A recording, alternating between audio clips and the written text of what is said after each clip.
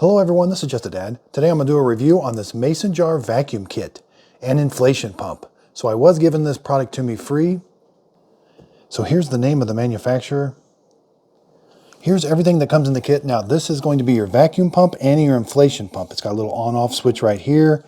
It's got USB-C, you're going to charge it. It does come with a little USB-C cable, but you do need the wall charger.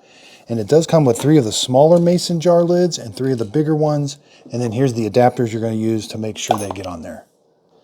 But this also doubles as an inflation tool. So if you slide this over, we've got different inflation tools. And when you want to inflate something, so the air is going to come out here when you turn it on.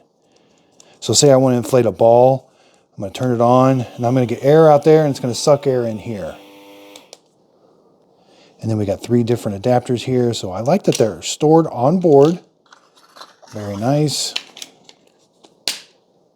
Okay, so now let's put it on a mason jar. So this mason jar is right at 3 1/4 inches. It's going to take the bigger lid. So again, it comes with 3 of these lids, 3 1/4. The smaller ones are right at about 2 5/8. So it's very simple to work. You're just going to set this on there, and then you're going to put this adapter on. Just set it on here too and kind of press it down a little bit. Now, this is where the suction happens, and you're just going to set it on there. There's a nice O-ring here, kind of like a seal. You're just going to set it on there. Now, you're going to go until the air pump starts to sound kind of dull, it says. So let's turn it on. And I'm kind of holding it on there pretty good. All right, now let's take it off. You will hear just a little bit of air escape from there, but now let's just take the adapter off. Now, this lid is actually on there. Wow, it's pretty amazing. I can't take it off. Now, this is why they give you this little opener here.